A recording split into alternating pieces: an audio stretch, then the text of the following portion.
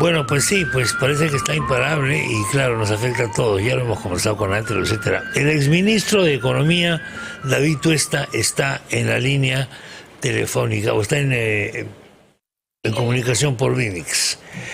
Buenos días, señor Tuesta, ¿qué tal? Gracias por atendernos. ¿Cómo estás, Cheva? Un saludo y a través de tu programa un saludo para todos los periodistas. Muchas gracias a nombre de todos los colegas que me acompañan aquí. Bueno, sigue subiendo el dólar, por lo que vemos. Efectivamente, ¿no? Ya mantiene una tendencia bastante marcada al alza. Estamos aproximadamente 15% por encima del valor que debería tener el tipo de cambio. El tipo de cambio debería estar alrededor de 3.60, 3.70 y ayer batió la barrera de 4.13, aunque en las calles, si usted quiere comprarlo, seguramente le encuentra 4.15, 4.16, sí, ¿no? Eso es. Y como les comentó el presidente del Banco Central de Reserva, esto se debe fundamentalmente a la turbulencia política. La turbulencia política, y la turbulencia política va en aumento. Parece ya que van a censurar al ministro Maraví, parece que esto es inevitable, y parece que por el otro lado van a ser cuestión de confianza, que como decía antes los Flores Arauz, no sé si tendrá una mucha base legal, pero se va a presentar de todas maneras. Esto va a agravar las cosas desde el punto de vista económico, supongo. ¿Qué puede ocurrir? Bueno, en el mercado financiero, si es que esto se sigue agudizando, pues seguramente seguiremos observando una presión mayor sobre el tipo de cambio. Cuando hablamos de presión, para que entienda la audiencia, significa que más capitales que están en el Perú quieren sus dólares para regresarlos a su lugar de origen o para invertirlos en otro lugar que les parece a ellos que es más seguro que el Perú.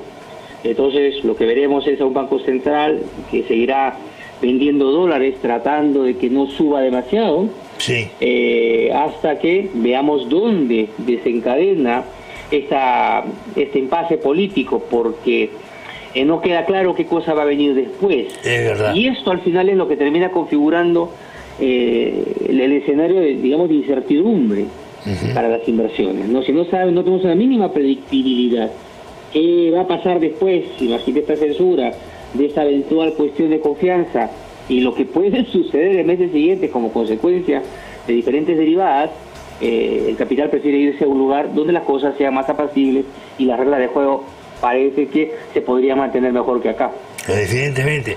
¿Hasta cuándo el Banco Central puede estar actuando en el mercado como lo está haciendo hasta el momento para moderar la disparada del dólar o la caída del sol? Mira, el Banco Central, en primer lugar, como bien lo has señalado tú, modera, ¿no?, la subida del tipo de cambio. Bajo el régimen cambiario que existe en el Perú, que lo gestiona el Banco Central de Reserva, lo que hace el ente emisor es evitar que se presenten cambios fuertes de día a día. Por ejemplo, si no hubiera habido ninguna intervención, fíjese que ayer se compró 500 millones de dólares, casi 1.000 millones de dólares, y se suman otras herramientas financieras que tiene el banco. Desde el tuit de Bellido del día domingo, el Banco Central de Reserva ha gastado aproximadamente entre compras directas y operaciones complejas de swaps, derivados, ha gastado como casi 3.000 millones de dólares. Señor, Dios mío. Eso es lo que le ha costado al Perú el tuit del señor Bellido, exactamente eso. Un tuit de lujo. Un espacio. Sí. Es un lujo, es un premier de lujo, efectivamente. De lujo, pues, porque un solo tuit te metes 3.000 millones de dólares. ¿Qué será si hubiese escrito un libro? No, Dios no quiera, por favor, que se lo guarde para otro. Por favor, para la posteridad. Una cosa terrible, claro. Y bueno, el Banco Central tiene bastante espacio, ¿no? Lo que va a hacer es seguramente ir vendiendo el dólar. Si la presión sigue, seguirá subiendo. Teóricamente, digamos, tiene varios años de... A ver, hay unas ciertas medidas que uno hace para tener una idea, ¿no?, de cuánto dinero tiene, cuántas reservas tiene el Banco Central, y lo hacen normalmente en función a las importaciones, ¿no? Teniendo en cuenta que hace el concepto de país y cuánto un país como Perú tiene que importar normalmente de otros países para vivir. Es un ejercicio. Y lo que tiene el Banco Central pues, tiene años, ¿no? Sí. Tiene aproximadamente 2 años para seguir comprando, ¿no? Ahora, esto tiene un momento, ¿no? Claro. En algún momento, si las presiones son muy fuertes, que no se ve ahora, en todo caso, que vaya a suceder, llevarlo al límite, pero si en algún momento ya no puede, pues el tipo de cambio se disparará, ¿no? Sí. Parece que están en juego dos lógicas por lo menos. Una lógica, que es la que está perdiendo, me parece, es la lógica de la recuperación económica después de la pandemia, que tanto nos ha afectado, y de abrir el país a inversiones importantes, hacerlo interesante, hacerlo atractivo, etcétera, etcétera, aprovechar el buen momento que puede haber tenido el mineral peruano, junto con otros a nivel mundial. Esa es una lógica. Esto significa un comportamiento político moderado. Ahora, la otra lógica parece que es la lógica de la toma del poder. O sea, tenemos el gobierno, pero falta tomar el poder. Y el poder es mucho más que gobierno dentro de esta lógica. Pero esto entra en contradicción con la lógica económica. ¿En qué momento se va a producir un cruce ahí? Porque ya no es verdad. Antes decíamos, ¿no? La economía no hay problema porque tiene piloto automático. Decíamos eso mucho. Felizmente estamos tranquilos, tiene piloto automático. De Italia se decía mucho, ¿no?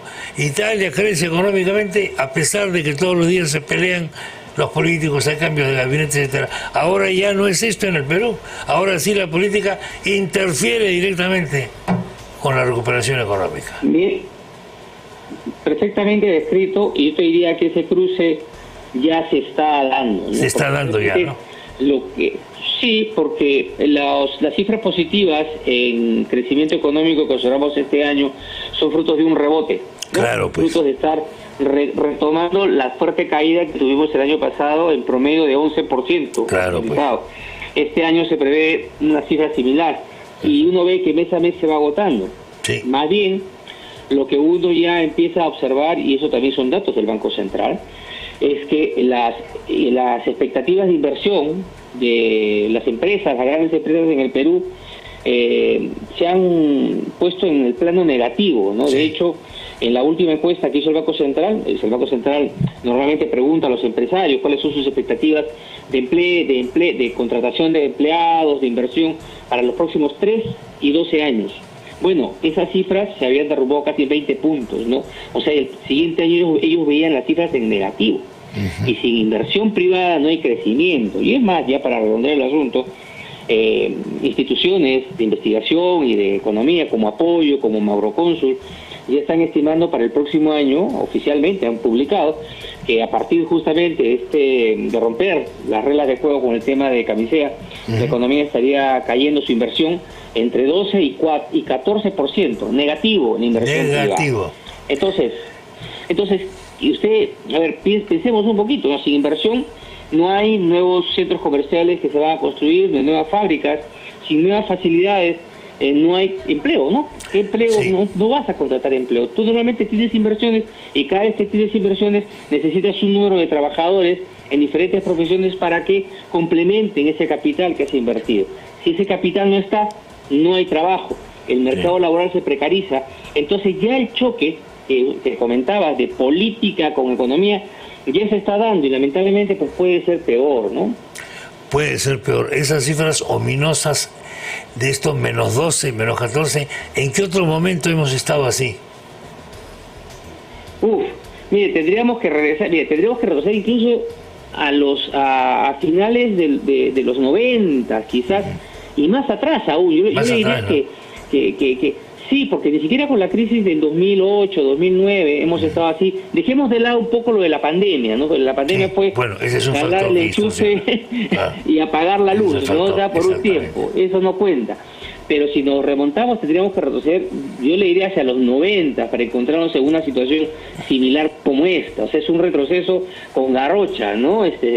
Impresionante que se ha dado gracias a este rompimiento, vamos a decir así, ruptura de la confianza, ¿no? Con los inversores. Quiere decir que el horizonte para los jóvenes que tienen que incorporarse al mercado, el horizonte se llama Aeropuerto Jorge Chávez, me da la impresión, para muchos, los que pueden pagarse un ticket para volar en avión, para otros es esto, en fin, cualquier cosa.